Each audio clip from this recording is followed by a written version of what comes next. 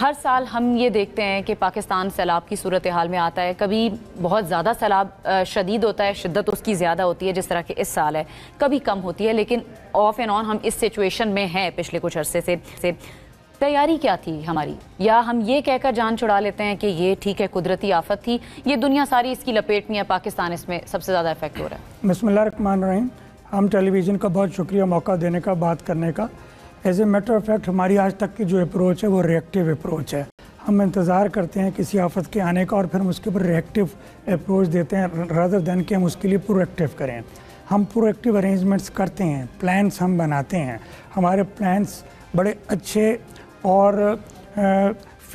Consultative process کے ذریعے تیار ہوتے ہیں، لیکن جس وقت ان کی امپلیمنٹیشن کا وقت آتا ہے تو جو چیز سب سے زیادہ آڑے آتی ہے وہ یہ آتی ہے کہ جی پرابلی ہمارے پاس پیسے نہیں ہیں یا ہمارے پاس فارن ڈونر نہیں ہیں، اور پرابلی یہ ایک وہ میجر ایشو ہے جو کہ سالہ سال سے چلتا آیا ہے، 2010 میں بھی، 11-12 میں بھی، 14 میں بھی، 2022 میں بھی، اور پھر اب 2025 میں بھی۔ ہمارے بہترین پروجیکٹس تیار ہوتے ہیں، لیکن جس وقت ان کی امپلیمنٹیشن کا وقت آتا ہے تو ہم ہاتھ اٹھا دیتے ہیں۔ ہمارے projects central development working party سے اور ایکنک سے اپروو ہو جاتے ہیں، اور اس کی وجہ سے جو ہم نے بینیفٹس آن گراؤنڈ کیلکولیٹ کیے ہوئے ہوتے ہیں وہ بے تحاشا ہوتے ہیں، لیکن ان کی امپلیمنٹیشن نہیں ہو پاتی۔ ریزن اس کی یہ ہے کہ پرابلی یہ وہ سیکٹر ہے جس کی پرائرٹی ہمارے پبلک سیکٹر ڈیولپمنٹ پروگرام میں اور ہماری اوور آل بجٹ اسٹریم میں سب سے لو پہ ہے یا باٹم کے اوپر ہے۔ میں اس کو اس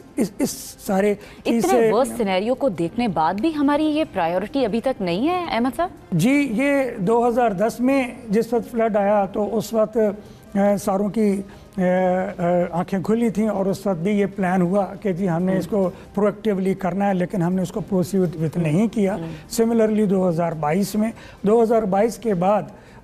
دیدن گورنمنٹ کی ہدایت پہ پلاننگ کمیشن آف پاکستان نے ایک بڑا کمپریہنسو اچھا پلان تیار کیا تھا، اور اس پلان کا فیز 1 ایکنک سے جون 2023 میں اپروو بھی ہو گیا تھا۔ اس پلان کے تحت چاروں صوبوں میں جی بی اور اے جے کے میں ریجنل فورکاسٹنگ سینٹر لگنے تھے، اباؤٹ 250 آٹومیٹک ویدر اسٹیشنز لگنے تھے، کچھ ریڈار کا نظام لگنا تھا، اور سب سے امپورٹنٹ یہ کہ اس میں 457 فلڈ ٹیلیمیٹری اسٹیشنز چھوٹے دریاؤں، ندی نالوں پہ لگنے تھے، ان کے ڈسچارج کو ناپنے کے لیے اور ہل ٹورنشل فلوز اور فلیش فلڈ کو کیٹر فار کرنے کے لیے۔ اپارٹ فرام دیٹ اسی کے تحت ہل ٹورنٹس کے اوپر میجر پروجیکٹس تھے تاکہ ہل ٹورنٹس کا پانی جو پروڈیوس ہوتا ہے اس کو وہیں پہ بینیفیشل یوز کے لیے، کمیونٹی کے بہتری کے لیے اس کو استعمال کیا جا سکے۔ اسی پروجیکٹ کے تحت